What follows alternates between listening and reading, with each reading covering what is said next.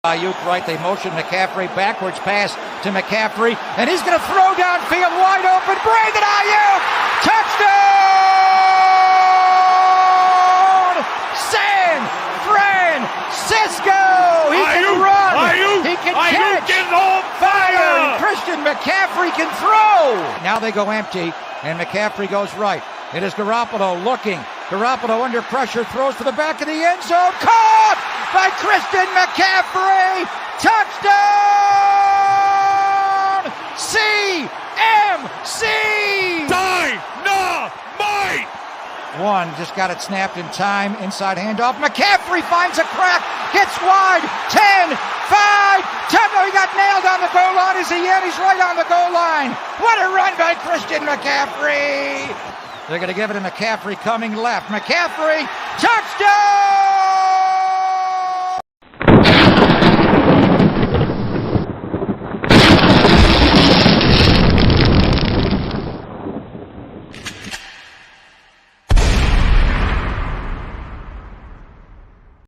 Hey.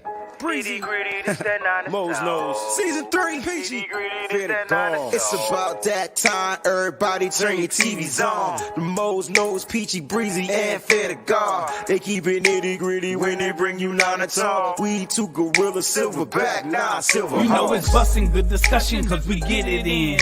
Every time you know we grinding, I was 8 to 10. We always play to win. The faithful going hard. It's Wayne, Breezy, Peachy, Mo's Nose, and Fear to God. Let's get it.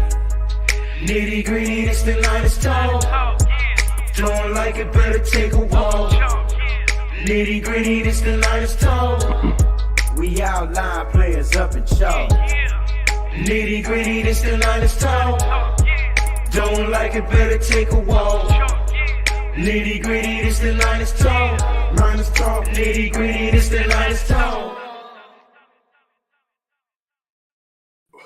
What's going on, faithful? It's the Nitty Gritty Niners Talk crew, and it's Monday. It's Victory Monday. That's right. It's Victory Monday. We're back. It's our Monday night show. Fear to God in the building. My man Mo's Nose in the building. Ladies and gentlemen, Peachy could not be here on tonight. Please keep her father in your prayers. He's in need of serious prayer. So make sure you guys go out there and get on your knees. However it is you choose to pray, get your prayer breakthrough for everybody. Peachy, we love you, and we're definitely praying for your dad and you and your strength as well as your families. All right, Peachy. So we love you. We miss you. And we'll see you soon. We know you'll be back, and you'll be back strong. All right. Mose, what's going on? Fear, what's going on, bro? What's the word? What's the word? What's going on with y'all, man? Happy to be here. Getting my energy up and ready to rock for Nitty Gritty Monday. Let's do it. Let's do it. Let's do it. Mose, man, like you kind of melancholy a little bit. You good over there, bro? We chilling. Chilling. I like it. We chilling. Look, I'm excited. The 49ers got a win. Wasn't a high fashion win. I was hoping it would be a high fashion win. Not sure if they'll get a high fashion win this season, but look, they won. That nonetheless, they were able to be victorious, defeating the Los Angeles Chargers. They beat all the Los Angeles teams this year, and I expect them to beat one more California team that now resides in Vegas. So I think they're going to go all out and kind of sweepstakes the California teams and be the king in California. And that's the 49ers, and we'll get to that a little bit later. But, guys, thank y'all so much. Round of applause to everybody out there. Thank y'all so much for tuning in to the show. Got to show y'all some love out there, baby.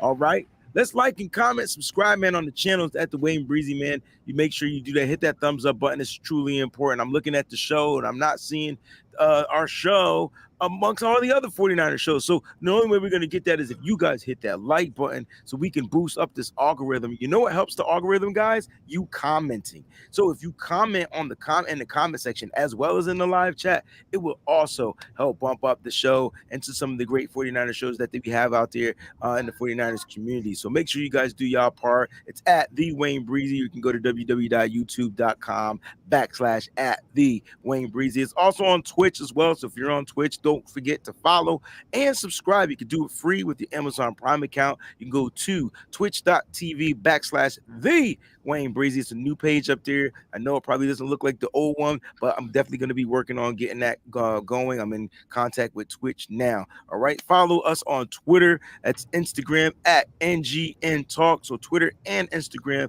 at NGN Talk. And don't forget to join the Facebook group. I feel like we have not had a winner. And I think we're going to have to change up this contest because it's really hard to predict the score. I'm trying to figure out a better, I want people to win, right? And I'm trying to figure out a different way, like maybe guess the total score or something like that. We'll put our heads together and try to figure something out. But listen, you can only participate in the score predictions on Facebook. So if you see it anywhere else, it's for fun. But if you do it on Facebook, you're entering the prize. So join the Nitty Gritty Niners group right there on Facebook. You can join the Discord, guys. That's in the description of the show. Then you can also email us, nittygrittyniners@gmail.com. All right. Speaking of that, guys, I never told y'all the story, but this email address is how I saved my Instagram account. For some reason, I put this email address in the business portion and it recognized it, and I was able to get back in. Hey, let's go. I probably did it by mistake, but that mistake actually helped me out. And so the Wayne Breezy 2 Instagram account is back. So shout out to Nitty Gritty Niners, man. Like we doing our thing. And look, Nitty Gritty Niners shop is up and running.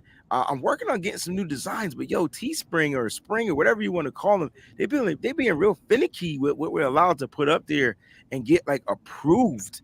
Like everything is different now. So like no images, no this, no that. So can't even put certain words up there. Like if it was a word that said like walk this way, it's probably trademarked by Def Jam or something. I don't know. But I'm trying to figure it out. All right. And so I'll definitely do that or whatnot. All right. All right, guys. Let's get this show crack-a-lacking, man. Again, the 49ers won 22-16. We're gonna recap the game in a little bit, but I just want to get y'all quick thoughts. Hey. Mrs. Mo's Nose is in the building. Air horns. Okay. Let's go. Our man Martin says where the super chat at. So there's a long story to that, right? The old account got hacked, and I can no longer. So because it got hacked, I no longer have access to my Gmail, and I know that person is watching. So it's whatever. So I no longer have access to the Gmail. So because of that, I can't get this channel monetized. So since I can't get the channel monetized, there will be no super chats. But wait, you can't get it monetized at all? Nope. Like ever? Nope. Not until it's a new channel. Why you can't get it monetized? Because it's still connected to my old AdSense account. So create a new AdSense account. You can't. You can only have one tied to who I am. So YouTube won't let me be somebody else. If that makes sense. I gotta figure it out, man. I've not slept, guys. I wake up every morning at 4 a.m. I go to bed after 1. I can't sleep. It's crazy, right? Ever since October 23rd. It's crazy. That's crazy. Yeah, that makes no sense. So YouTube, we gotta figure that out. Yeah. YouTube not responding. YouTube responds, and then they're telling me I gotta contact Google. I sent to YouTube. I finally got in touch with the YouTube people, and they told me that according to what I provided for them, that my account isn't hacked and I can still get in. I did. How you tell me what I can and can't do? Bro, I'm trying to figure it out, man. I don't understand. I tried. I definitely try. I'm trying. And so right now, Martin asked that question. So the only way is if Google AdSense decides to respond on Twitter, and they don't respond to anything. I've checked other people's messages, and people are having same issues, and they won't even reply. So I'm trying to find a way to get in contact with some form of Google, and it is what it is. I mean, worst case scenario, there's no worst. I am in the worst case scenario, guys. So it is what it is. But yeah, that's what it is, guys. So unfortunately, there's nothing I could do about it at the moment, and I'm still working on it. So Who knows? But right now, everything's on pause, and YouTube is telling me because you have duplicate accounts with that AdSense, we can't grant you. You got to cancel one. And I'm like, oh, how can I cancel it if I can't get in YouTube? But since I'm talking to some type of robot, it is what it is. And you I'm can't get down the nobody on road the on phone. YouTube, but I think it's a fake address, Kylie. Like I really do. I don't think DeMarcus. I don't think it's a real address, bro. Because I would literally get on an airplane and roll up in there. Facts. It's only in movies. Is there a YouTube company? So Lake City says, can you set up AdSense under your business name? So Or is it tied to your first name, last name, all of that information? that's the question that I'm trying to figure out because it's hooked up to my business. So it's my tax information is business, right? Mhm. But it's under my name still. Mhm. And YouTube won't tell me why. They won't say, hey, because of your name, we can't do this. They're just saying you have duplicate accounts.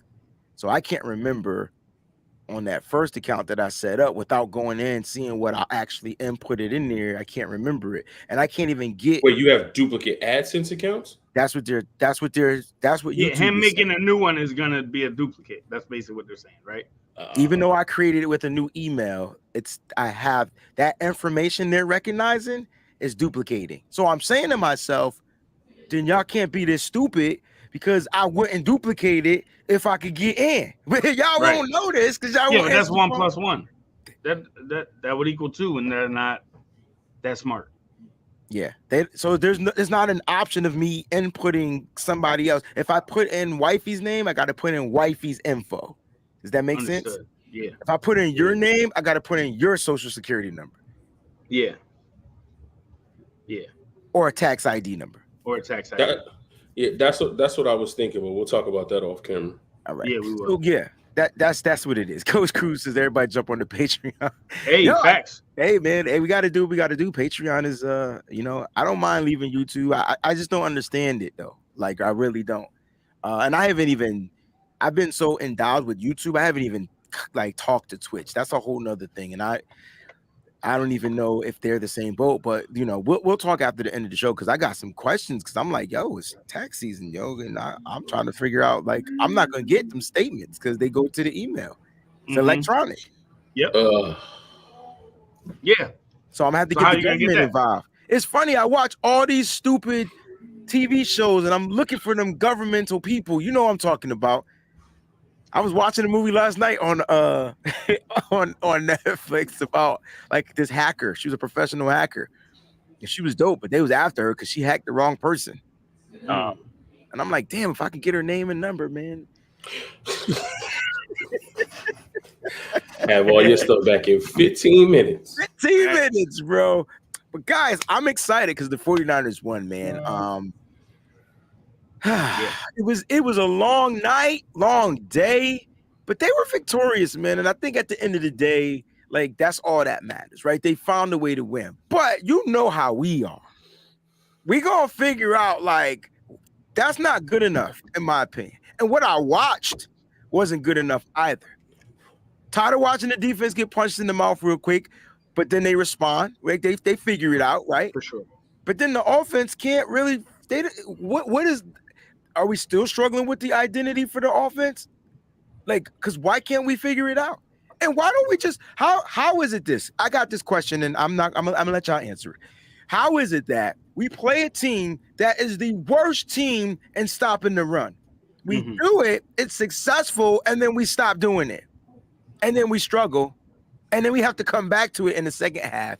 And God forbid we just keep running the ball. Like, what is it? I don't know. I really don't.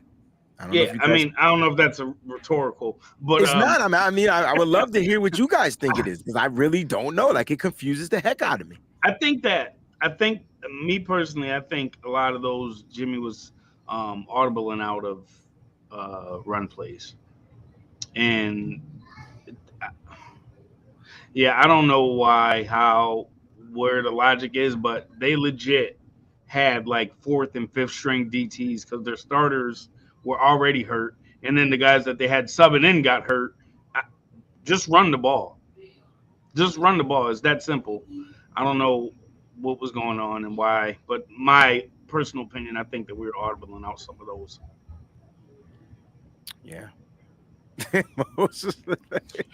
I mean, for me, man, I put it in the chat. I was like, this game is boring, and like you said, man, I'm tired of watching boring football. I know it's not going to be a fireworks show every week, but like, I mean, granted, you know, a recency bias. I just got finished watching Vikings Bills earlier. Like, beautiful. That was a football game, and then even Cowboys Packers, that turned out to be a game. So like, with us, it's just so much. I don't understand. I think part of it, if I'm just trying to rationalize it, losing Manny Mosley detrimental.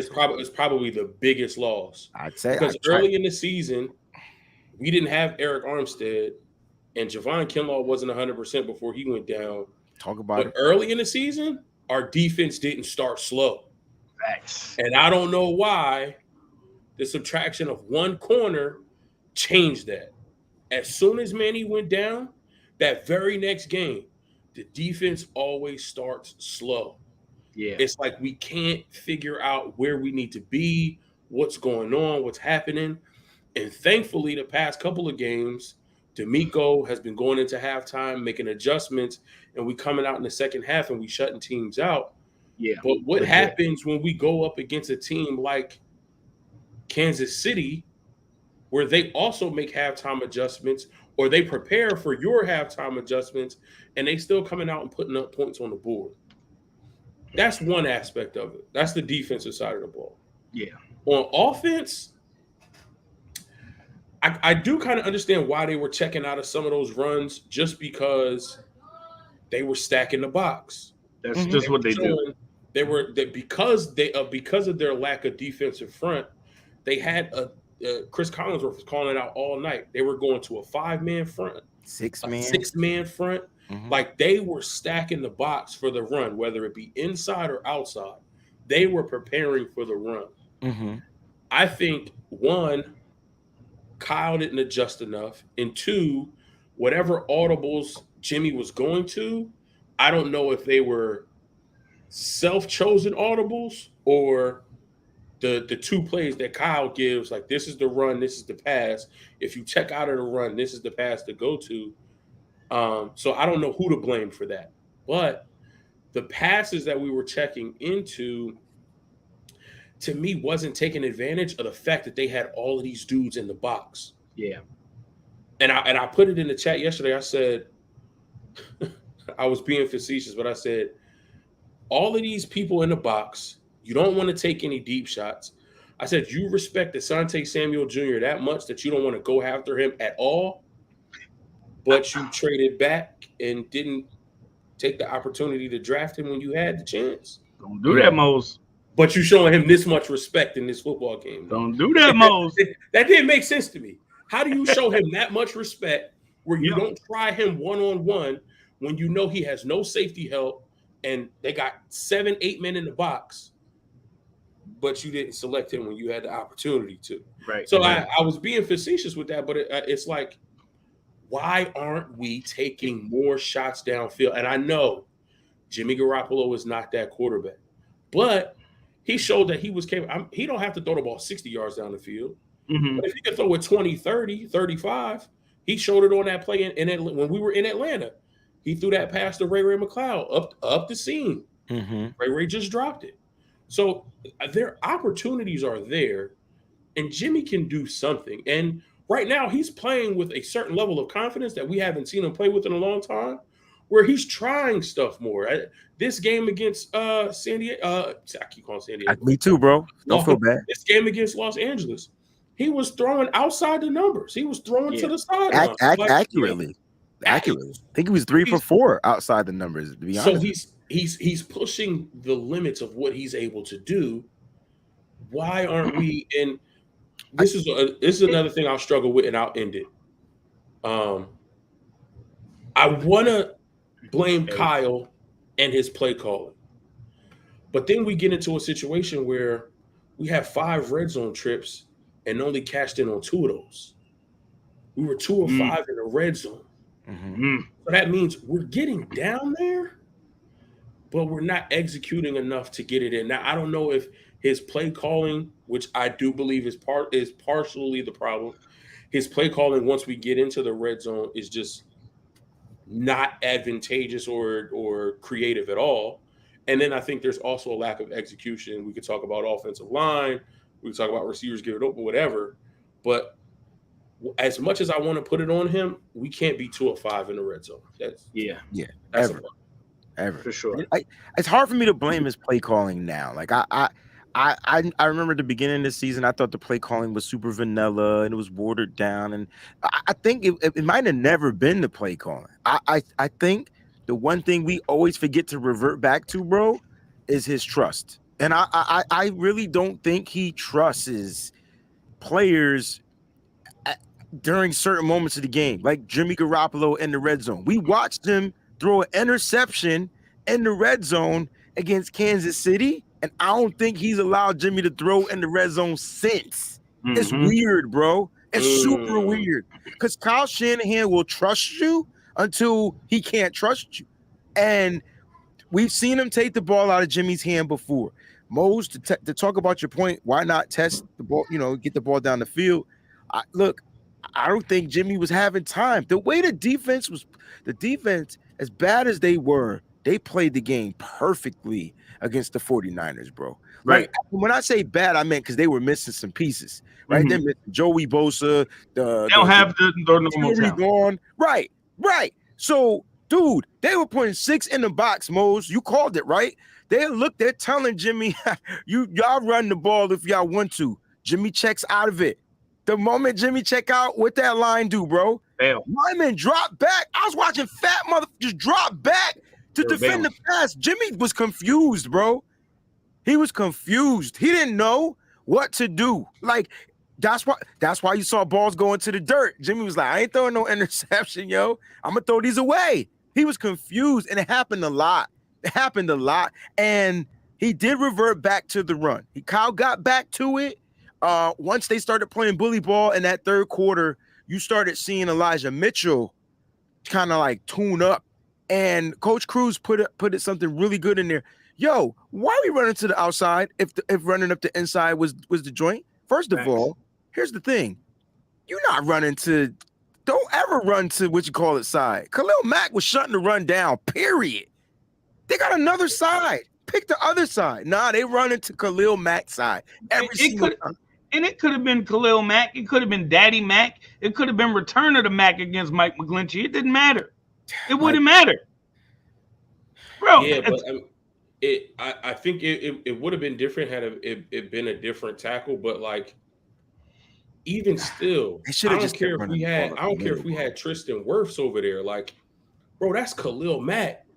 He's going to make a play. Bro. Right. Like we threw one pass in the flat. I think there was the one pass we threw to Elijah Mitchell, and he had -1 yard.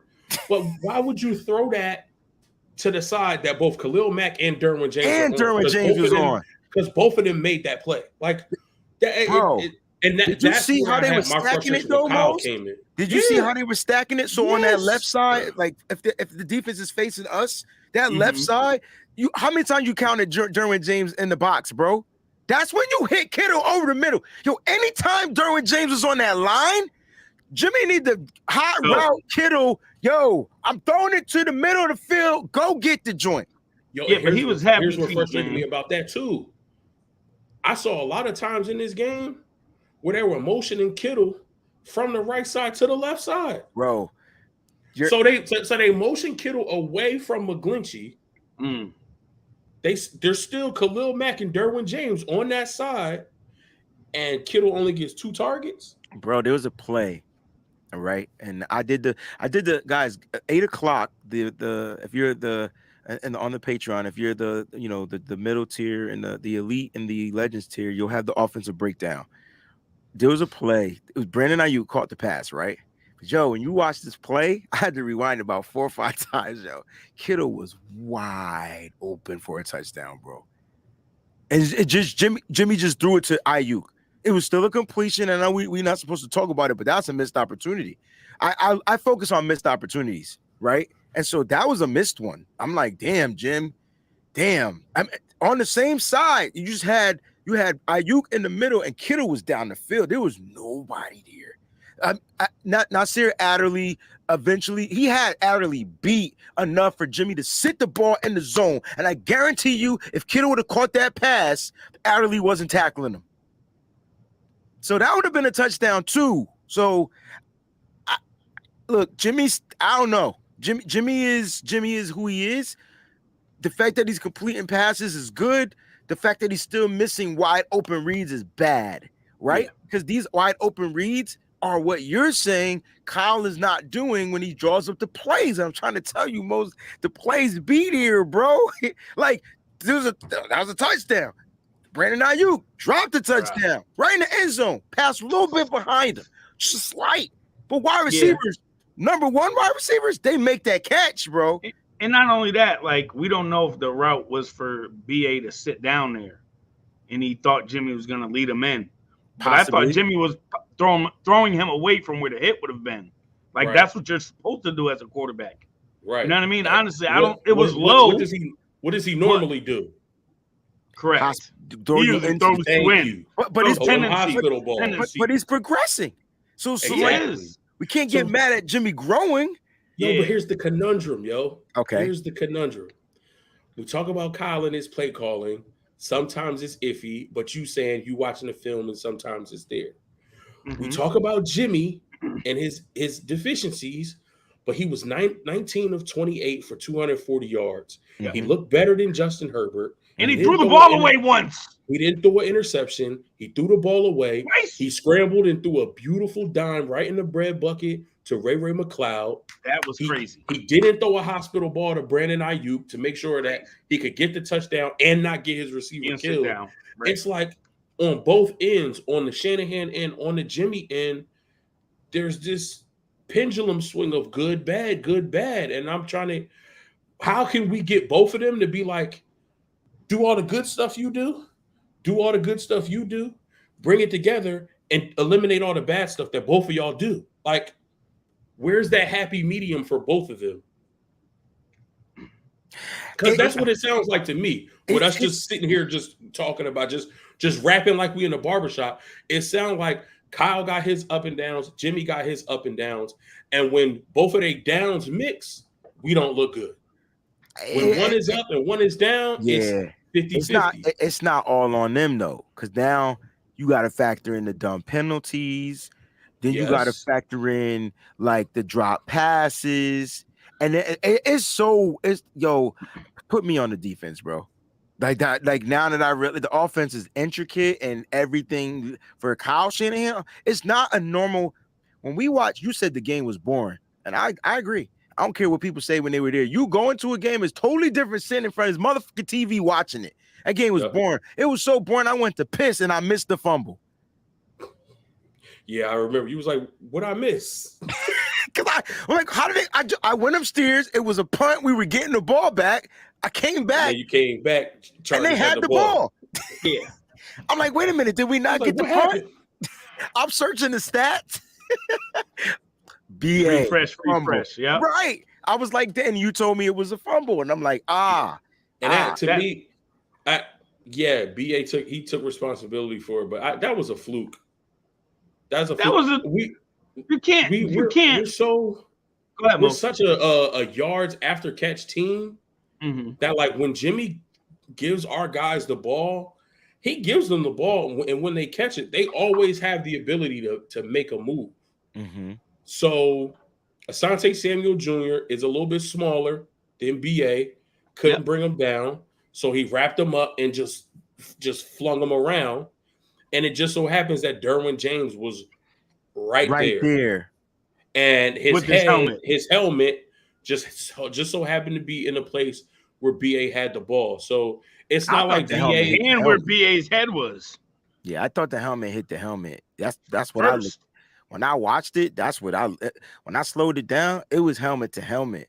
But first. I can explain to you what it was. And Kylie, You tell me hold it to the commercial, bro. I went during the commercial, fam. It was just a longer P than I thought. When I got back, I thought we was gonna at least have the ball. You was pissing like Ogre from Revenge of the Nerds. Yeah. I was from them chicken lollipops and Mexican margaritas or whatever. But anyway, all right. So Moses, this is what happened, right? So I'm sitting there like watching the film, and I'm like, oh, so Ayuk caught the ball. Now I'm gonna keep it a buck. What made Jerry Rice like dangerous is he knew when to get down. Yeah. So when you're gonna go across the middle as a wide receiver, I know you want to get yak because Ayuk is a dog and he's bigger than a lot of these wide receivers, right? And I'm saying to myself, dude, just get down and get to the next play. Like in hindsight, obviously. And so he has to think better as a wide receiver going across the middle. It's different if you're alone and whatever or whatnot, but there's always usually a safety lurking in now. That particular play, it was the safety saving the play because he had Asante Samuel Jr. beat. Asante Samuel Jr. whipped that cat around 3 or 4 times like to slam him. He was gonna slam him. He couldn't tackle him. That's how big Ayuk is. He's strong. He couldn't tackle him. And next thing you know, his slam went into the head of Derwin James, and then you get hit in the ear hole, bro. I'm giving up the ghost. Like it's gonna be hard to hold on to anything you get hit right in the ear. That's connected to the head. That's your nerves. Ball's gonna pop out. It's not like it was just a regular fumble. That junk just literally popped out after the hit, and boom, it is what it is. After going back and watching that joint about 4 or 5 times. So look, I'm glad that people are taking accountability. Shout out to IU, who led the team in receiving anyway, and almost had that touchdown. If he could have got his foot loose, he would have been in the end zone, and we wouldn't have had to get to the end zone and try to score. But yeah, man, they were 2 for 5. So when I do my offensive breakdown video for the YouTube, I'm gonna show those 3 opportunities that they missed out on, and we'll break that down. What I want to do is I want to get to some of the latest in 49ers news and things like that, so you guys can know what's going on. The 49ers worked out quarterback Jacob Eason and a group of wide receivers: K'Wan Baker, Jamarcus Bradley, Travon Clark, Javon McKinley, and Daz Newsome out of North UNC. All right, Perfield Yates. So let's break this down because there was an injury pre-game, and we'll get to that after this. So the 49ers, are still working out wide receivers. And notice how none of these names are the names of the receivers that they worked out the last time. These are all different names. What are your thoughts about that? And another one of these names is OBJ. Why is we working out these no-name wide receivers? Who wants any of these names?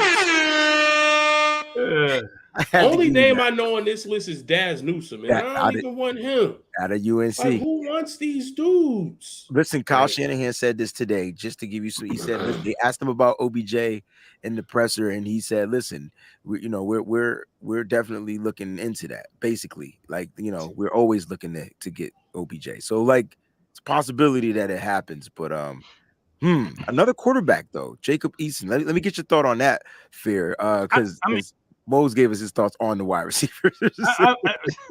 I just felt some kind of way once I read Jamarcus. Like it just brought me back to that viral video of the little kid that was walking around the projects with the little girl. It was like, go Demarcus, go Demarcus. Yes.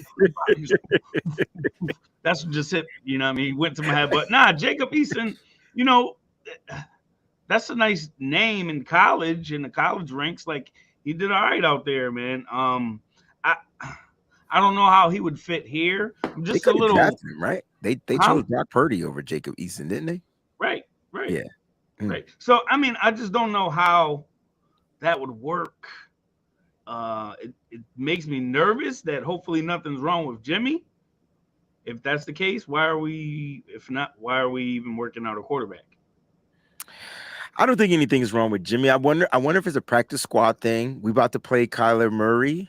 Is Jacob Eason elusive? Is he that guy? I don't know. Not like that. No, he's not. No. Yeah. So I don't know, man. It's. I mean, guys, before it was some dude, Kent Burkhardt. Who would you rather have on this roster, Kent Burkhardt or Jacob Eason? Yeah, if we're talking about for practice squad, definitely I would rather take Eason. That's all it is. There's some type of potential that's still there, and maybe that's something Kyle may think he could tap into. All right, so we got some breaking news. Zach Ertz, who got hurt in the game, the Arizona game, he walked off the field on his own, but he ended up leaving on a cart. He will be out for the remainder of the season. I'm sure it's an ACL injury, or an Achilles. Whatever injury keeps you out for the remainder of the season is one of those. I don't know off the top of my head, but thank you guys in the chat for keeping us updated on that. And that's the latest as far as what the 49ers worked out. And then since we're talking about injuries, let's go ahead and get down to the injury report. Yes. All right. Danny Gray, okay, listed day-to-day with an ankle injury. Now, he hurt his ankle. He tweaked his ankle during the pregame warm-ups last night. All right. And what I miss most. How you get fired on your day off? Come on, yo. Come on, man. Really? Doing pregame at home in your home stadium? Bro, I can't listen. This is not the year for Danny Gray. This is not his year. It's redshirt year. I feel like those is like Kyle playing the game. Like, I'm trying to tell you. So yeah, bro, Kyle be playing the game. I agree 1,478%, bro. Like, this is all Kyle Shanahan doing. Word. And look, does he struggle in creating separation? Yes. Does he only have one tool right now, which is his speed? Yes. But he can't get open with it, and that's the issue, right? So like yeah, but why? Here's the thing. And I remember doing, study after we drafted him. Yes, he has that straight line speed. He runs 4.2. He can get busy. Talk about it, Mose.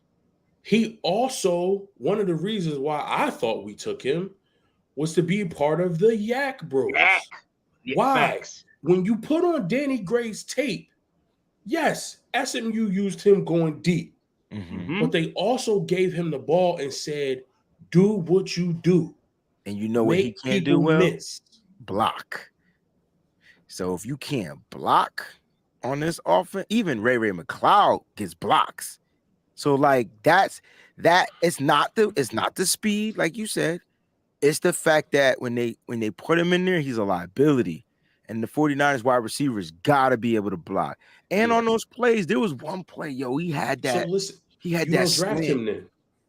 You don't draft him. But you do. Don't draft him. But you do. Because the 49ers do. You don't. You won't. Maybe I won't. 49ers will, because they're gonna draft the guy that's gonna be ready for next year. Right. That's how they how's he gonna be ready for next year? Where's any evidence that he's learning how to block? We don't. To us, none. To them, there's probably plenty. You get what I'm saying? And not only that, Kyle always gives his rookie wide receivers a redshirt year. He always does. The exception was BA because we needed him. But for the most part, and Debo, because Debo was a huge part of that 2019 team. He became a huge part once later on. Yeah. Later on. Like mid-season on. Yeah. Once he sees and he knows he can trust you, then he lets you rock. But first off, you got to be able to run multiple routes with Shanny. He's not just going to put you in there to run flies. And as Breezy said, you definitely have to block, man. And he has not shown the wants, and you really do have to want to block. It ain't something that's just going to come to you. As I don't know what Mike McGlinchey's doing over there, but yes, you definitely have to want to block, and he doesn't have that just yet. And, sometimes you got to light a fire up under the young boy and get him to turn into a nice little pit bull like BA has done over the last year or two. I think if he was needed though, Mose, like needed, he'd be out there. Right. You know what I mean? I agree. For me, if you're going to draft him and you know what you're drafting him based on what he's good at. Yeah, there's a little bit of draft based on potential, but you're drafting him based on what he's good at, especially where you took him, because you probably could have got Danny Gray a little bit later. Mm-hmm. So you're drafting him for what he's good at, and that's when the ball is in his hands. What can he do with it? And he can do a lot. So yeah, he may not be the best blocker right now, but you still got to see. I feel like you allow people to build confidence by allowing them to do what they do best. And only then, when they've built some confidence and build momentum doing what they do best, then you can challenge them something out of their comfort zone. That's when you can say, okay, you're doing good at this. You're doing good at this. Now let me throw this at you. Let me see where you are with this. I Instead of just not using him at all and saying, you're not getting burned until you do X, Y, and Z. But that's Kyle Shanahan, bro. I mean, the dude literally sat our best wide receiver in the doghouse because he wanted to. Yep. For no reason. Yeah. And I see 49er Fernando says Christian Watson had a good game yesterday. Yo, it took him 10 weeks. Yeah. But that's rookie stuff, man. That's my point. That's my point. Yeah. Like, but I think what Moses is saying is, well, how can he develop if he ain't playing? Right. So like, and I get it, but at least Christian Watson, he got to go through those growing pains. He got to see what it's like to be injured and not play. He got to see what it's like for Aaron Rodgers to trust you and throw you a deep ball and you drop it. Like, he got to experience all those situations. He got to see Aaron Rodgers when he was pissed off. He got to get the earful, and all of that culminated to what he did yesterday. When Aaron Rodgers trusted him earlier in that game for that deep ball, now we talking. He brought that in, and then he went to the touchdown. And then once Aaron saw that, Aaron said, okay, now you've been getting what we've been throwing at you for these 10 weeks. Now I can trust you with more. And then he throws him the second touchdown, and then he throws him the third touchdown. And it's just that continued working. We know opportunities in this league are very, very limited. They are few and far between. For sure. So if you have somebody that has some ability who you entrusted because you spent a draft pick on him, at least just let him do what he does best to build that confidence. If I can't even do what I do best to at least show y'all what y'all got, like, how am I going to build confidence in building up a part of my game that's struggling? Again, that's just me. Because you gotta the way I would look at it, if I'm Danny Gray, I'm new. I'm gonna, this is a sponge season for me. You know what I'm saying? I got Debo, I got Brandon Ayuk, Jawan Jennings is a dog. I gotta figure out how I could get in. Yeah, I want to get in, I want to play, I want to do all that type of stuff. But damn, how am I gonna climb up this depth chart other than injury? Who place he gonna take? Like, other than, like, that's the issue. And I wish Kyle Shanahan, like Mike was saying this yesterday, and I didn't think about this. Like, why we shooting up so many wide receivers anyway? We only utilize 4 or 5 of them at the 5 max, right? Stop shooting them up. And so, like, add that extra defensive guy, like that Kamoko Toure, where you need some extra pass rush. You know what I'm saying? And things like that. What isn't that what we're predicated on? The pass rush? For but sure. yeah, we're not bringing in our depth. And I love what Jordan Willis did, but Kamoko. I'm glad we got Jordan Willis back, because he brought a spark from that second and third unit, yes, sir, that we haven't really seen all season. But 100%. I will say this: with the up and down injury history of Debo, and it's not major stuff, it's minor stuff, hamstrings, ankles, stuff like that. The minute Kyle don't dress enough wide receivers, is the minute 2 or 3 of them going to go down, and then now he's stuck. But then that's where Kyle Shanahan can show that he's a mastermind, creative guy, because you got running backs that are like wide receivers that you can utilize. You could give me more McCaffrey in the slot. Let that guy Mitchell be the tailback. Put McCaffrey out there and let defenses try to figure that out. There's so many ways he can manipulate the system. He was putting packages out there yesterday. I was like, oh man, this is about to be dangerous. When I saw McCaffrey and Debo out there at the same time, bro, I said, oh, sugar, honey, ice, tea. You could see the wheels turning with both of them out there in the backfield. Like, there's a bunch of different stuff that you could run with both of them, but he didn't really give us much. He just showed the formations for the most part yesterday. Yeah. I want to temper the expectations of the fans, because while we should be putting up points, I feel like Kyle is not going to open up all the can of worms with Debo and CMC and Ayuk on the field at the same time, because we still got a lot of season left. So, excuse my French, he can't bust his load right now in a Sunday night game against the Chargers and give up the tapes for the rest of the season. I guarantee you, if we didn't have those 3 division games left, Kyle be in his bag. Right. I agree with you. If he didn't have 2 Arizonas in the Seattle game left, he'd have been in his bag. And unfortunately, you know, like he's not going to worry about that last Arizona game, but this one right here, Kyle wants to win. Oh, for sure. He ain't give him nothing. He didn't give Kingsbury anything. We won off of defense, basically. For sure. He gave him nothing. I myself didn't think about that. I forgot we got the Cardinals coming up, and we basically gave them nothing. Nothing. Yeah. Gave them nothing. They haven't seen Christian McCaffrey really. They got 1 game of him where Kyle overutilized him, but they didn't see him what he can act like in that counterpart with Elijah Mitchell. Who did they feature? Elijah Mitchell. So now you hit him with a Christian. So now Arizona's going to be all over the place. Like, we can't just worry about CMC. We got to worry about Mitchell. And a lot of what they're going to focus on, they're going to focus on Debo naturally, and they're going to focus on that Rams tape. There you go. Right. And Kyle going to hit them with something completely different. There you go. So and again, at least we hope. At least we hope. I think that's his game plan, bro. Like, I think that's what the game plan is. Look, when Kyle wants to beat a team, like, so Kyle, I feel like Kyle prepares for certain head coaches that he really just wants to stomp in the mud face. Like, really. Everybody in the NFC West is those coaches. I'll leave it at that.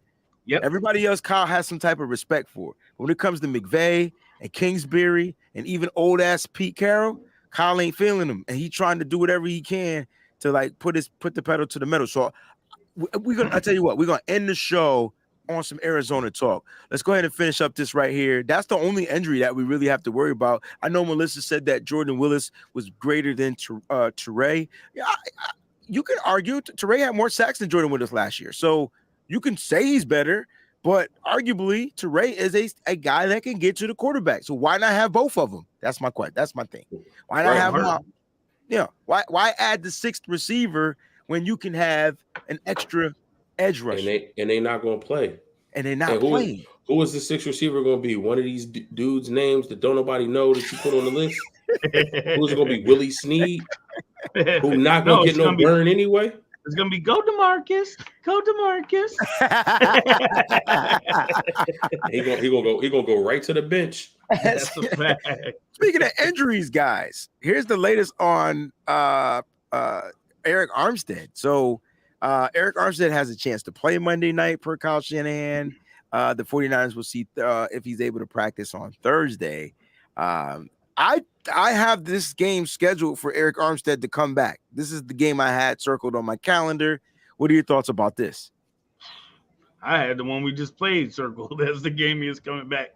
So he a week late and $1 short, if you ask me. See, I had him for the divisional game, and that wasn't a divisional game. So that's why this was more circled. I had Verrett for last week, Armstead for this week. Oh, boy, I was wrong. Yeah. Yeah, and prayers up for JV, man. For sure, 100%. But you know, when he does come back, and if there is ever a game that, you know, we would need him for, is this, man. We need to keep even an injured Murray contained, and if he doesn't play, we need the kid at Colt, because he did us absolutely filthy last year. Like, we need we would need AA back for this game for certain. Yeah, for certain. I want Colt McCoy. I want Kyler Murray to stay injured again and give us Colt McCoy, because I want to whatever Jimmy Ward said is what I want to do to the quarterback. Did you hear what Jimmy Ward said? No. What did he say? I missed it.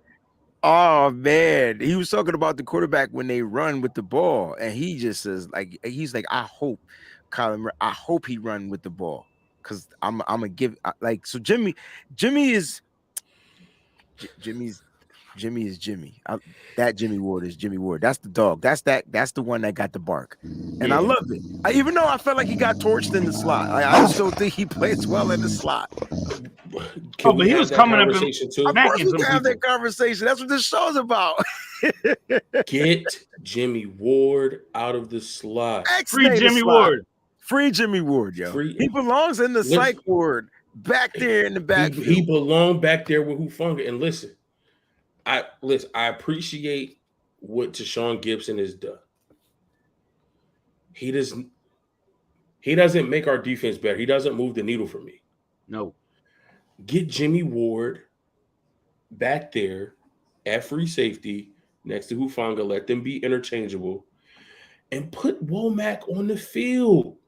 Bro, I'm not going to ask Womack, no more. Womack early on showed that while he's still learning, he's so intelligent and just has a nose for the football that he's always around and can make the play. Yes.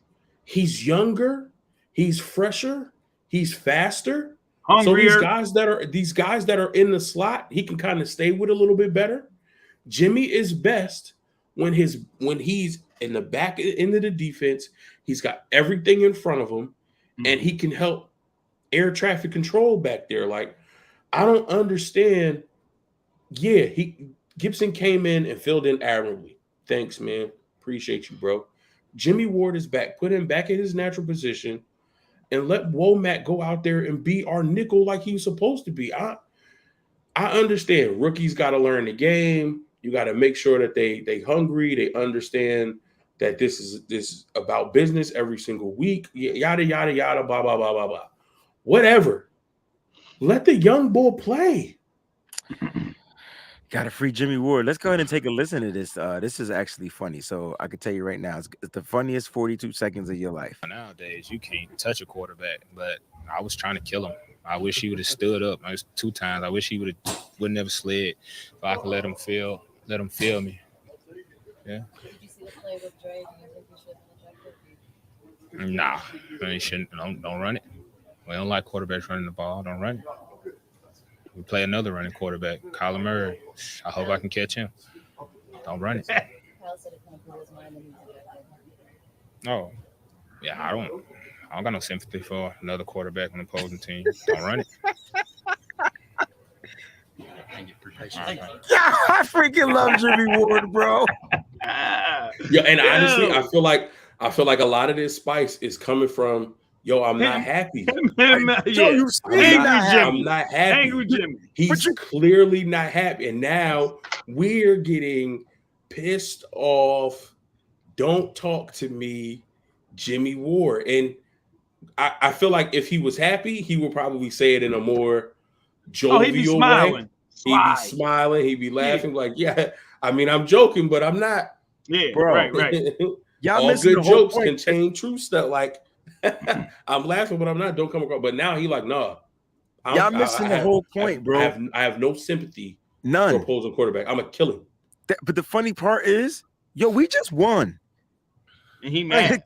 And he's pissed. He's mad. Pissed. I love it. You know why he's mad? Because of his performance. You know what I'm saying? And he realizes, no, listen, I just don't think he covers well at the nickel spot. But God dang it, he might be the best tackler on his team, bro. Like, he was taking down tree trunks, like, in tight ends. He was getting underneath them, getting them down, cleaning up tackles. Jimmy Ward is different. So glad he's healthy. So glad. Yeah. So glad. I'm hoping what happened to the club? It's different. Right. Where's the club? Gone. No club. Club gone. I ain't even see him hit nobody with that thing, man. I'm kind of upset. Nah, he knew he would have got kicked out of the game and probably would have fined or something like that. He would have been the first Greenlaw. But no, speaking of Greenlaw, we got to talk about it, bro. We got to have the conversation. And I got a video. We're gonna watch the Dan Blandino clip or whatnot. But was ejecting Greenlaw the right call to you guys? Was it the Absolutely right call? Not. Okay. Yeah, no. I agree. No, I agree. Definitely not. And did you want to get into it a little bit, or? Yeah, go ahead, dude. Go ahead. I'm just gonna pull this up and we'll share it in a second. Just for me, it's like, man, you cannot. I'm cool with the call if that's how they're gonna call it, but you cannot allow the similar situation with Derwin James to occur and nothing happened, not even a penalty, but you eject Greenlaw for that. His whole leading with the head and all that, I didn't feel like he led with his head. I felt like he led with his shoulder. I know there was helmet-to-helmet contact, but honestly, I feel like that was more initiated from the way the slide ended up happening, and when Jimmy Ward came over and hit him, it turned everything and it changed the impact zone for him. So, he was coming in with his shoulder. He's coming with bad intentions. Don't get me wrong, but he was coming in with his shoulder, and it just so happened that his helmet got hit in the process. Not Greenlaw's fault. There was no intention to hit him with his helmet, and that honestly should not warrant an ejection. The targeting rule states that you have to launch and lower the crown of your helmet. That's correct. He did neither one of those things. Mm-hmm.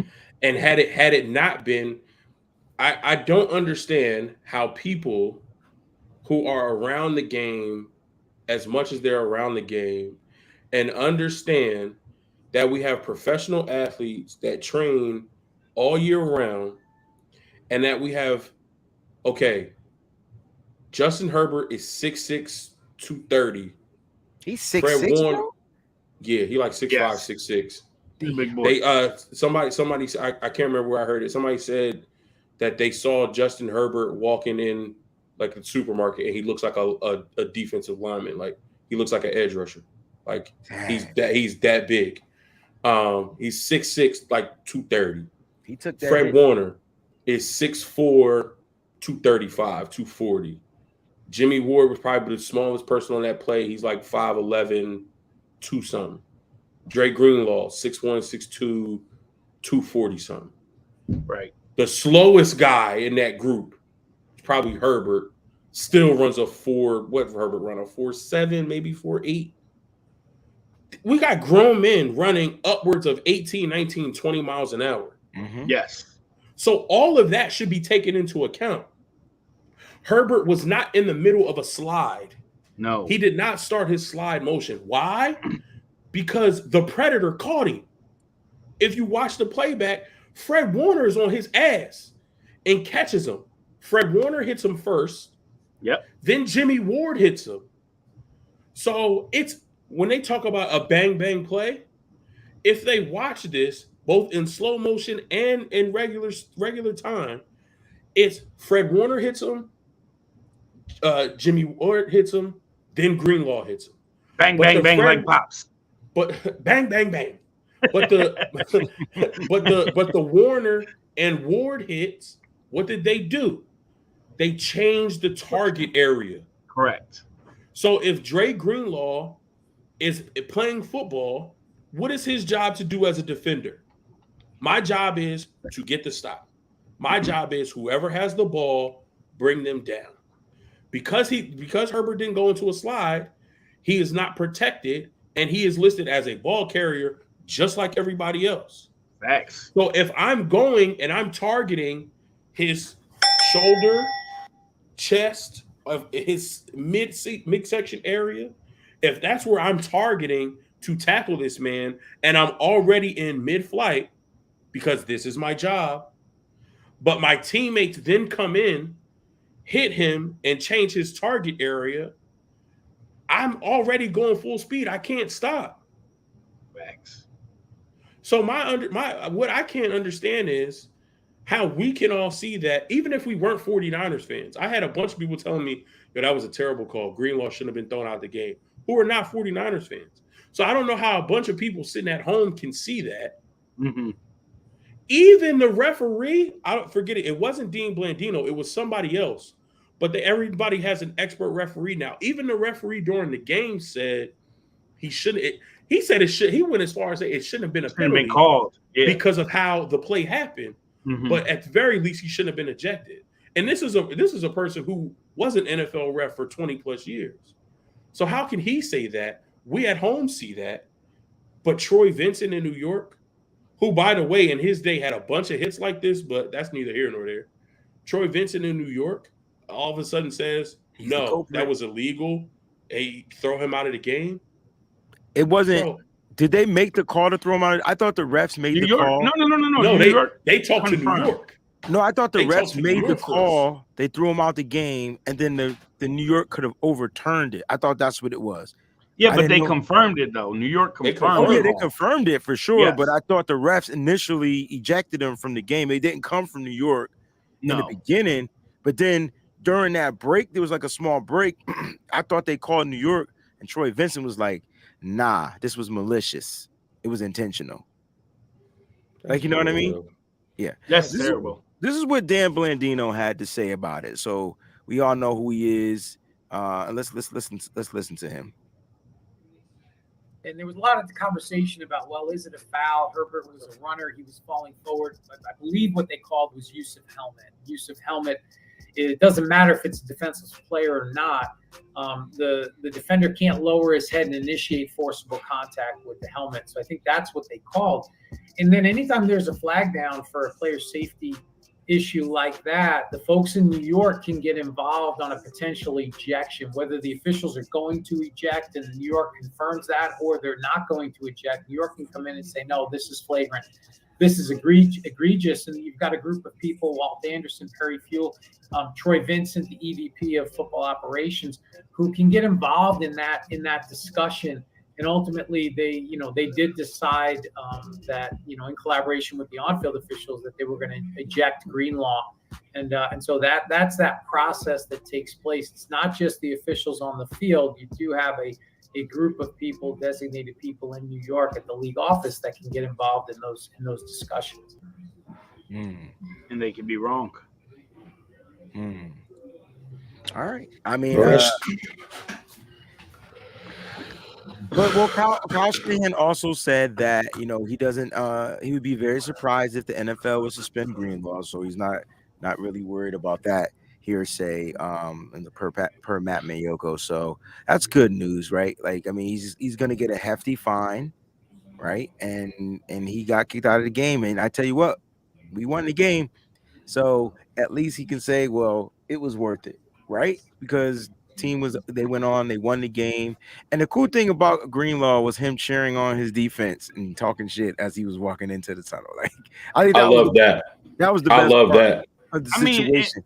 What quarter was that? That was second quarter? Yeah, that was before the half. Mm-hmm. This dude still led the team in tackles. He still led the team in tackles. Crazy. He was insane. Now coverage. We're gonna talk. That's a whole different story. Just one play. It was just one play. Awful though, bro. It was one play. Yeah, man. But it's his first game back, and it's Austin Eckler. If it was a regular running back, that wouldn't have happened. And I think misjudged that. But that's more. Yeah, Austin Eckler is in that. He's in that echelon of it's Austin Eckler, Alvin Kamara, and CMC is like receiving running backs that like. It don't matter who the linebacker is. You got to be somebody like really, really special. Like Fred Warner needed to have been but he legit just like left them though. That's my point. Yeah, like he had a brain fart. Like that's what it was. I get what you're saying. And that's more the reason why I feel like he should have been paying attention with is because of who it was. I think there was a miscommunication on that assignment on that particular thing, and you saw him more on the inside. Yes. And then when Eckler came out, he was just all the way out of the play, and it was a big gash. I mean, same thing happened to Hufanga, who gave up the touchdown on 2 plays later. Like he just had a brain fart. Like, that was my guy. Damn. Like I'll try to get back. You see, same. It's funny, bro. Justin Herbert did that to 3 49er defenders. He did it to Dre Greenlaw. Yep. He did it to Mooney, and then he did it to Hufanga for the touchdown. Yep. And those are the plays that when you talk about like elite quarterbacks, they don't miss those opportunities. Yeah. Right. They know when those are available. They know what could potentially happen, and they take advantage of it every single time.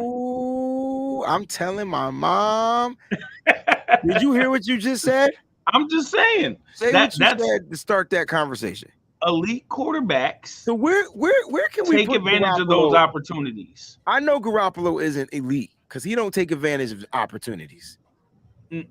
No. He played well yesterday. No. You don't understand what I'm saying. Playing well is one thing. Taking advantage of opportunities is we're gonna go there. thing. You want to go there?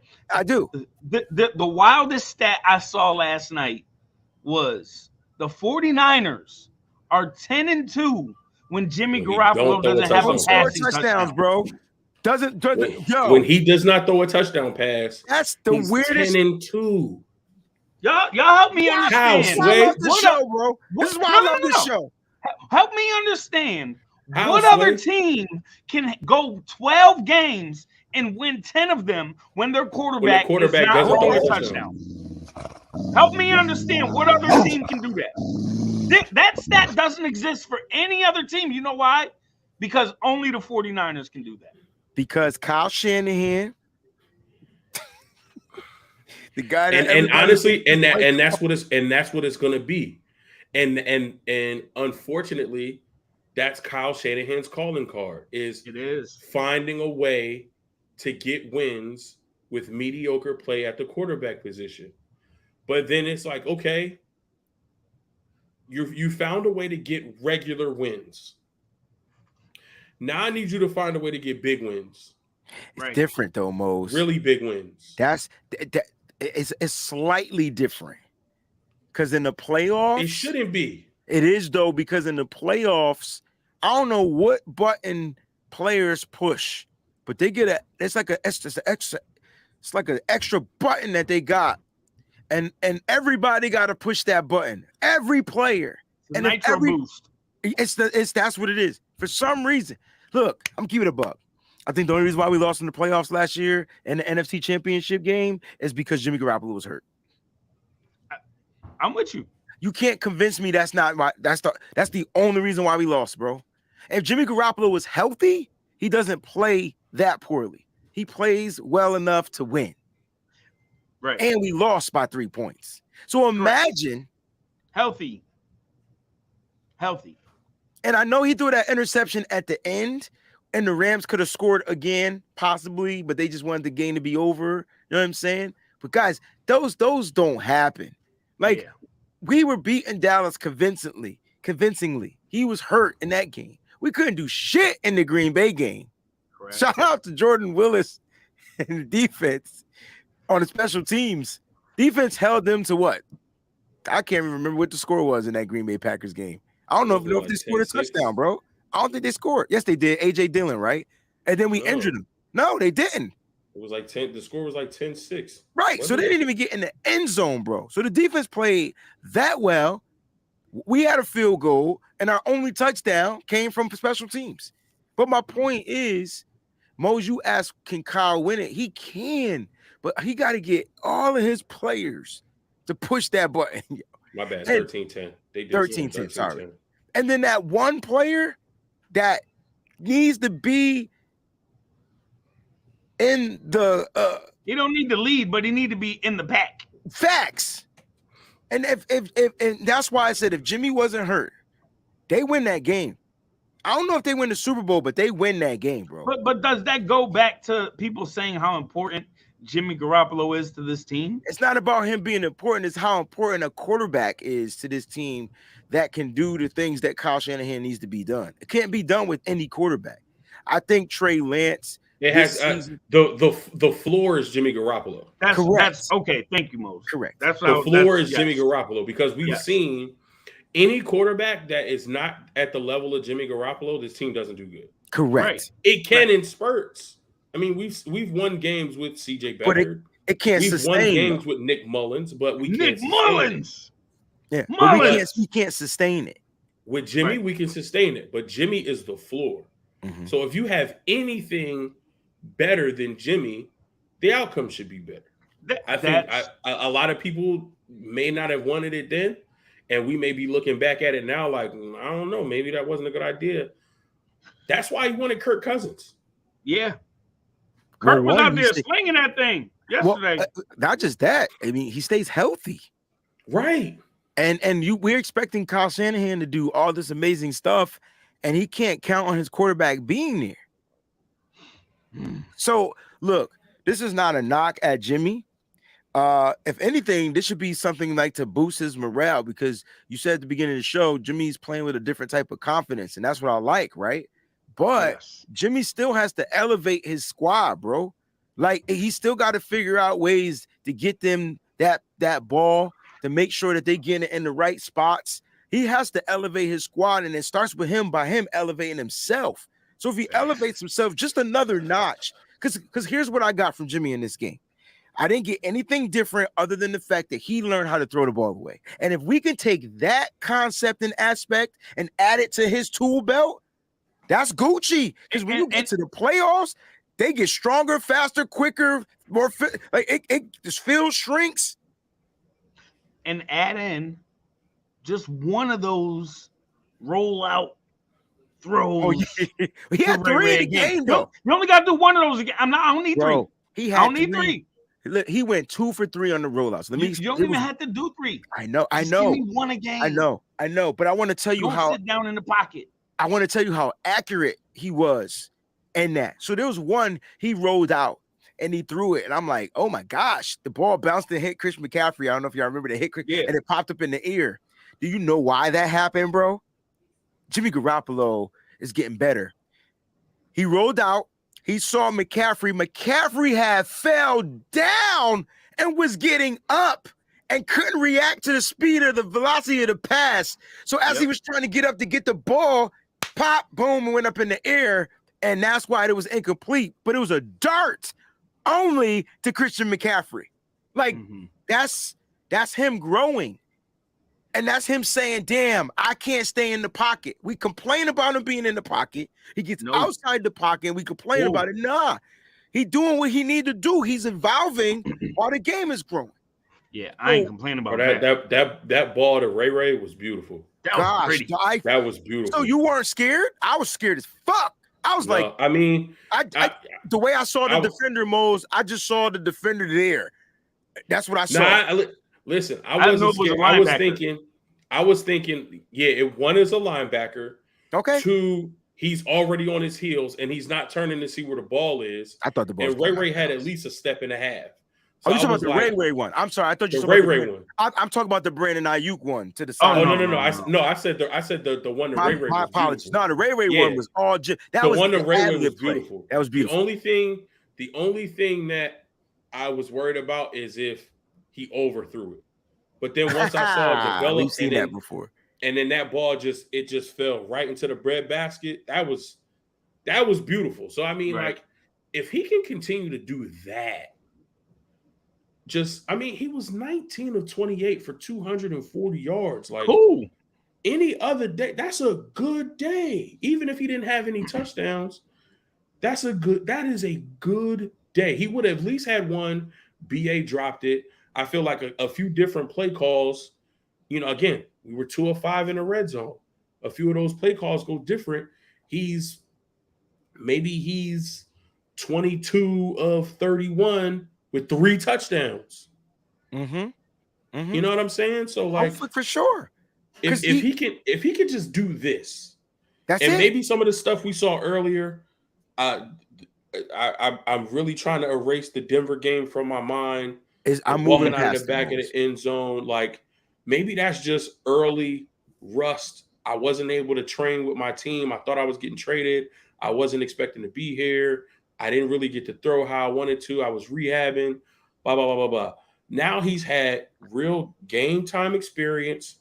He's been playing for however many weeks now. And if this is just the continued maturation, him being in a groove, him kind of like really figuring out what it is, I think just for me, the next progression, and I'm really not being facetious when I say this, I think the next progression for Jimmy Garoppolo is just to have that certain level of fuck it in him. Like, he just has to be like, you know what? Fuck what Kyle talking about. Let's go. And just get everybody in the huddle and says, this is what we're going to do. If Jimmy rip the mic out of his helmet, whatever. Just be like, nah, we down 3 points. Be like, static. Right. We down 3 points. We need to drive.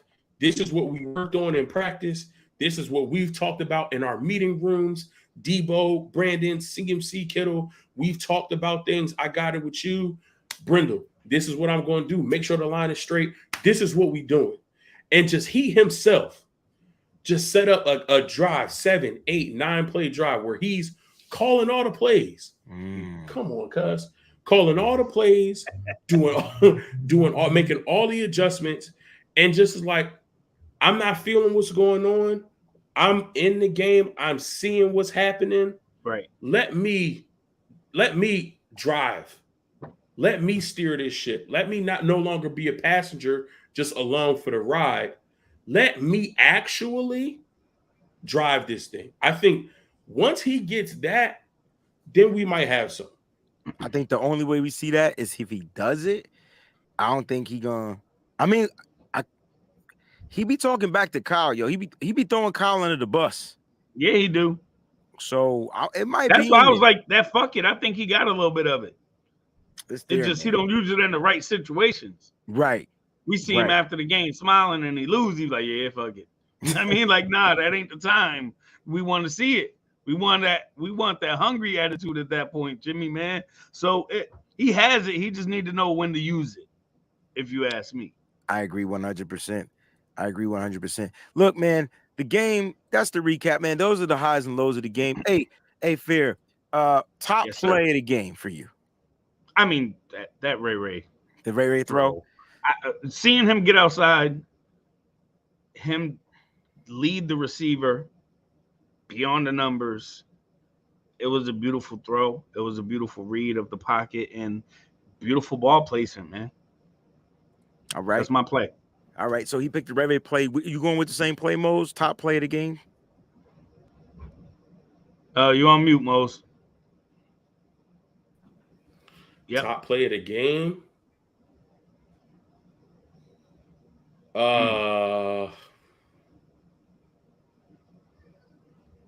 I'm gonna have to go with Nick's sack.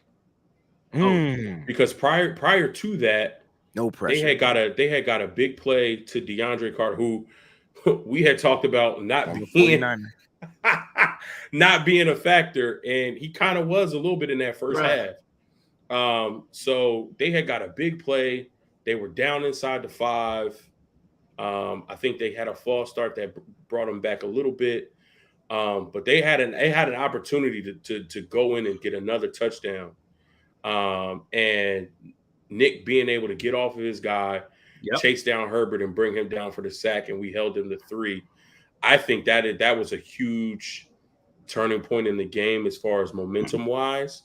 And it allowed the defense to wake up enough to a point to say, okay, I think we can hold this team now. So holding them to that field goal, I think for me, that was my play of the game, just because it wasn't looking good up until that point. I like that. My top play of the game was the last play of the game.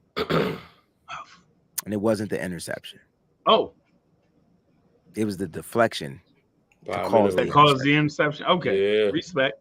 A lot of people aren't giving this man his props, but man, listen, man, Charles Omenihu has been playing on elite level football on the limited snaps. He started yesterday, but he's been playing some good football with this 49ers team. And it started at the beginning of the game, right? Because I remember there was a play they were getting gashed. He helped. I think was he the one that aided the Nick Bosa? I can't remember, but I remember there was 2 plays back to back. Right, and the Chargers decided to go hurry up offense early. And so we couldn't rotate. Man, the minute you smacked that dude right by him, went by him, he got to the quarterback. But I don't know if he got the sack. I can't remember. I didn't watch the defensive film to recollect what happened. But a minute he was balling. But man, the fact that he was able to get that big arm, that long arm up there to deflect that joint. And it was just sitting. And you got to give Hufanga credit for being a ball hawk, because he made a play on that. It's not like it was thrown to him. No. He had to go get it because it was tipped. It would have been thrown to him, but because I think he was making that play either way. That's my point. It was there. He was there. He made a great adjustment.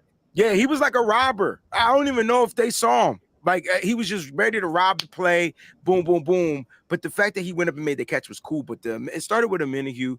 Amenahue had 6 total pressures in that game, and he had a sack. Okay, he had a fumble. Nobody's talking about that, right?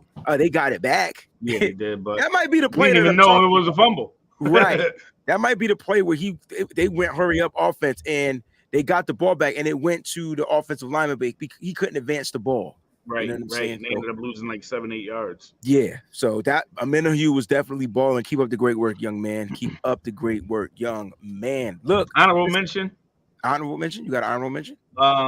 There was a big play that I like, and if I feel like I give Jimmy so much slack that when he does well, I have to call it out. So that's why I picked that Ray play. But there was another one where just a momentum energy type of play from Kittle, man. Oh my that gosh. catch, 21-yard catch, running down the seam, and just being Kittle after he gets the ball, just being a great player, man, and energizing that team and getting to see the little flick. That does something to the rest of the team, man. It energized us and kind of gave me a feeling like, all right, we're about to do something on this drive. Yeah, that was Chris Collinsworth said that last night. He was like, he feels like the 49ers don't really start playing football until Kittle's involved. Right. When Kittle gets his first touch and like he puts his stamp on the game with his physicality and his energy, that's when we really start to play. That's when we really start to turn things on. So yeah, awesome. He mentioned that last night too. Awesome. Yeah. Bunch of players. Tomorrow's episode is going to be called The Underdogs. So I'm going to talk about some of those players that don't get the recognition that they should get on the Wayne Breezy show. So it's going to be really cool to talk about. Let's do let's preview this Cardinals game because we let's get into a little bit of this and then we'll go home. All right, let's do it. Let's give them 9 minutes of preview. All right. Yes. Let's do it. 49ers traveling, 49ers and the Cardinals traveling to Mexico City. It's a home game for the Cardinals. Are you going to that game? I'll be at that game. You know how the 49ers travel. Mm-hmm. The fans travel. So essentially it's going to be a home game for the 49ers. So let's talk about this because I don't know Budda Baker's status. I'm trying to read about it right now. It's a possibility he'll return for this particular game. The 49ers will be traveling into a higher altitude than they were in Denver, and they struggled in Denver. They really struggled in Denver. They struggled in Denver. Here's the cool thing. They're on their way to Denver tomorrow, guys. So that's a good thing. So they're on their way to Denver tomorrow, according to Kyle Shanahan. They're headed to Colorado Springs. They're going to start a normal practice routine on Thursday, all right, and sessions Friday and Saturday, and then they're going to head out to Mexico. So they're going to get some practice in this higher elevation, which is good. It's good. They got to get acclimated to the higher elevation. It's going to be good for them. Shout out to Kyle Shanahan. They're on point. But let's go ahead and let's do key matchups. Let's do some position battles. Where are we going first? Who wants to go first? I mean, just because I just mentioned them, it's always good when you talk about my guy Kittle. And I don't know his status. I'm assuming he's still good, right? Budda Baker? I don't know. He didn't play last week. That's what I'm saying. Sure. I thought he was playing this week, but that's a key matchup. That's always a key matchup. Yeah, second week in a row, you might not see much production out of George Kittle. But if there's like an arch nemesis that Kittle has, it's Budda Baker. You go. This is where Jimmy goes to George Kittle, though. He didn't test Derwin James, bro. Right. No. Right. But here's the thing. I saw. Damn. They got a. Hold up, Mose. Hold up. It's right when you said I saw. It blinked you out. We need to take a second. All right, you back. All right, go ahead. You back. At the end of the game, I saw Jimmy and Derwin James. They got a friendship. Like, it wasn't just a good game, bro. No, like, Derwin was laughing, was like, hey, what's good, bro? Da-da-da-da-da. Like, they cool outside of football. So, like, Jimmy who? Maybe he didn't test him because that was his homie. He was like, I don't know. I don't know what it was. Yeah, Jimmy G and Derwin. That's a weird combo. That's what I was thinking, bro. I was like, why y'all so buddy? Y'all didn't go to the same college. No. Y'all ain't never played together. Why y'all so cool? Don't put Jimmy on the nose. Don't do that. But I maybe that's why Derwin didn't get tested. I don't know.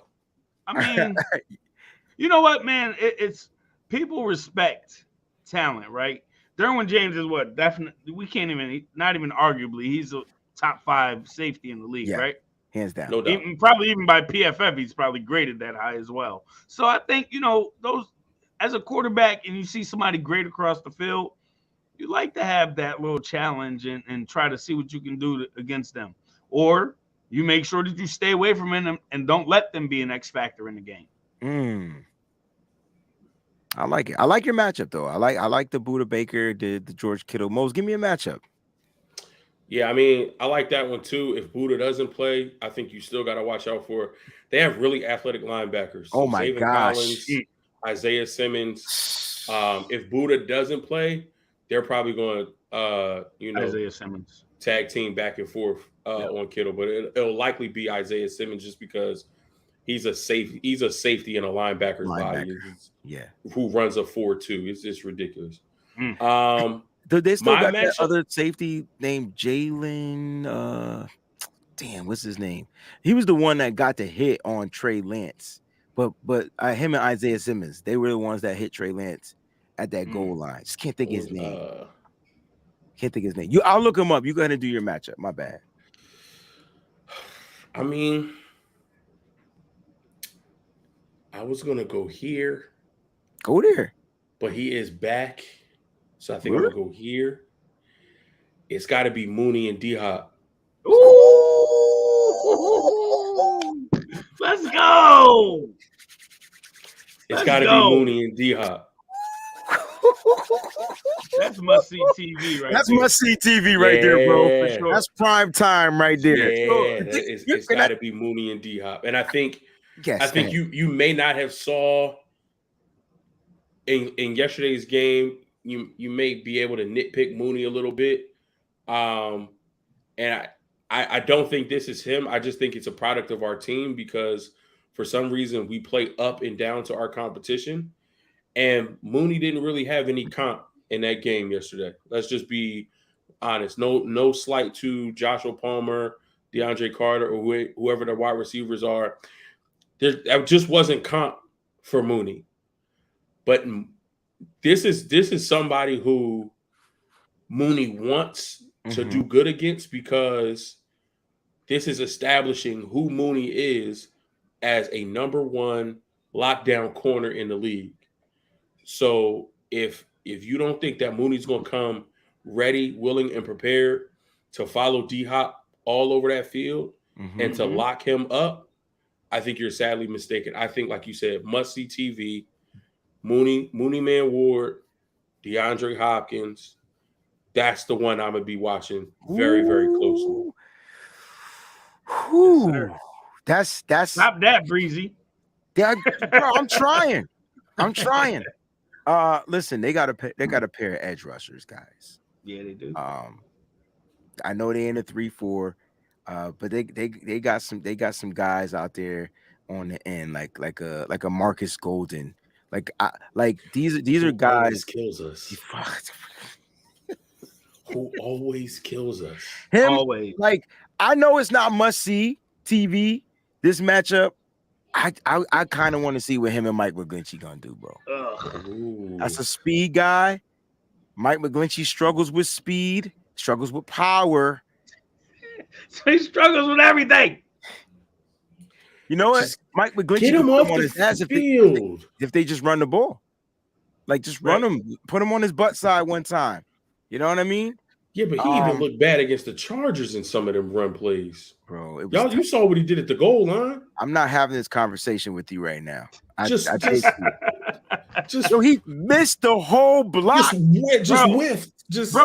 With leverage. With homeboy inside. With him inside. Bro, just with missed him inside. His step was his first step was beautiful, by the way. That wasn't even my No, we're doing it. His first step was absolutely his first step was so fast and so quick, and then homeboy just like, excuse me, fly, get out of here. He just kept going. He's not good, he was running like he was running a route. I don't know. Like he, you know how the alignment check-in is eligible. He was like he was checking in eligible, like he was about to run a route. Like they should have just threw a legal man in the end zone or something like that, yo. That way we would have got a penalty and we could have tried to throw it in for the touchdown. I don't know, man. McGlinchey just doesn't look good this year at all. And it's but I picked that matchup because I know like on the other end they're gonna be stunting. So that's what it's gonna come down to. So Golden, Trent Williams might get tested because it depends on what side they line them up on. Okay, and so it's gonna be. I'm just gonna pick their outside guys against our tackles. I think that's the matchup that I'm looking for. It's not just on McGlinchey because Trent Williams is gonna get tested too with that speed, and they run that 3-4 49ers 2012 type defense. You know, that old school defense with Vic Fangio. That's what they're running out there. Mm-hmm. So that's what we got to be prepared for. I really do think we got to be prepared for that, yo. Did you guys see what Shannon Sharp said about Mike McGlinchey, bro? Yeah. No, what'd he say? Yeah. Right here. He ain't calling him an all-pro, though. He said, who is that? He's number all-pro at missing blocks. He said, who is that? He said, who is that number 69? Yes. He's all-pro. He's all-pro at missing blocks. Yo, Shannon needs to get on this show because he keeps it nitty. That's freaking gritty, bro. Shannon Sharp, send us an email, man. We got to get you on here, bro. Oh my gosh. But yeah, look, it's gonna be a good matchup, though. I think the 49ers they're gonna have to figure out a way how to, contain Kyler Murray if he plays, contain Colt McCoy if he plays. They kind of like the same guy, like literally. They're short and they like to move and run and get outside the pocket. If I had to pick one player, and I'm going to ask you guys yourselves, I think the most important player in this game is going to be Drake Jackson. And the reason why I say that is because of his ability to get them long-ass arms wrapped around those quarterbacks. So Drake, I think this is going to be the challenge. And they did what I asked. He didn't start last week, but, man, he was getting snaps. And I mean reps. And he had a rep where he was able to get them arms in the air and get that ball batted down. So this is what they got Drake Jackson for. I believe they got him for Kyler Murray, bro. I think that's when he's going to be unleashed and unlocked. What are your thoughts? That makes sense, man. I would probably let it rock. I would probably go with Greenlaw, honestly. All right. Greenlaw I'm excited to see. That's what I'm saying. He's going to be playing. He was already playing like his hair was on fire. But now y'all made him mad. And y'all took him out for that half. So he's still got some things he need to get off his chest. Greenlaw is good for fouling every game, bro. He plays with so much meanness. And I love it. I'm cool with it. Yeah. It's so old school, bro. It's old school. It's like that's the football I remember. Yeah. Right. And I ain't mad at him. I'm not mad at him. I know people used to be mad at him because he would get penalties. That week one was bad. But I understand him so much, yo. He's just hyped and ready to ball out. He's just ready to ball and give it 100% each and every time. Each and every time. Guys, let's go with some final thoughts, man. What are you guys looking forward to this upcoming week, this upcoming matchup? Let's go with final thoughts. Start with Fair. We'll go with Mose, and I'll cap it off. Oh, man, just looking forward to hopefully getting some revenge on Colt. Yo, did they sweep us last year? Yes. Because the first game was Trey Lance's first start. Right. And then the second game decided was Colt. to run him 40 times. And then the second game was Colt McCoy. And him and James Conner actually cooked us. That's another matchup to watch out for, too. Fred Warner is not going to let James Conner do what he did to us last year. That's a fact. So, yeah, man, I'm just hopefully, Colt is the one who gets to start. And I prefer to play everybody at 100% because I don't want no excuses. But I just feel like we owe that boy something. And I hope to see him on Sunday. Like Jimmy said, just hope to see him out there. 100%. Mose? I'm still waiting for us to play, and I said this in the chat. I'm still waiting for us to play a full 60 minutes of football. Word. And when we can find a way to consistently put together 60 minutes of football, that's when I think this team is going to be dangerous. That doesn't mean we're putting up 50 points a game, but that means we are efficient moving the ball. We're efficient on third downs. We're efficient in the red zone. And the defense from start to finish is firing on all cylinders and not allowing boneheaded plays, big plays, explosives, as Kyle like to call them, etc. So that's what I'm looking forward to. I know we get an extra day because we don't play until Monday night. I know it's higher elevation is different, so there are going to be obstacles with this. But I'm looking forward to us possibly finally putting a full 60 minutes of football on film. All right, I'm looking for us to score some goddamn points, other than 22. Like I feel like we need to up this average. So that's what I'm looking forward to. I think the defense is going to continue to play the way that they play, man. They're a bend, don't break type of defense. If you punch them in the mouth, just be ready for the punch back. Because that's what they do. It's weird, yo. Like, I think, yeah, just be ready for the punch back. That's all I'm going to say. And look, offense, they got to iron out their kinks. I want Jimmy to find them. I don't care about spreading the ball around. Find a mismatch and abuse it. Like, remember that game Kittle had like 800,000 yards because nobody was covering him? Find that. Just do it. There. It's there. He just got to find it. He just got to find it. And I think they're going to, like I said, this is a divisional game.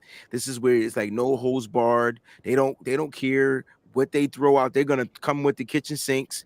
And you guys expecting the 49ers to win, right? Do you have us winning the game? I guess that's what I should ask. Yes. Okay. For sure. All right, there we go. Guys, great show. Shout out to everybody out there. Again, we're sending up our prayers to our beloved Peachy. We love you. We love your father. I hope things is going, on the up and up with that particular situation. We're definitely praying here on our end. Guys, I want y'all to stay up, stay faithful. Make sure you keep the alert set to on. Stay locked in with us, bro. We're going to be pumping out shows between What Mose Knows, the Wayne Breezy Show. We got shows all week coming out. Make sure you guys stay locked in. We get an extra day to rock out because we don't play the Monday night. I'll be traveling Saturday to Mexico. I'll be there Saturday evening, and then I'll be doing some stuff from Mexico as well with John Chapman. So, guys, keep the alert set to on. Again, they're asking about why can't you super chat? I promise if you hit me up privately, I'll give you guys a conversation about that, or you can go back and rewatch the show. We said at the beginning of the show, we love y'all. Stay up, stay faithful. Until the next one, keep it nitty, mother freaking gritty. We out, y'all.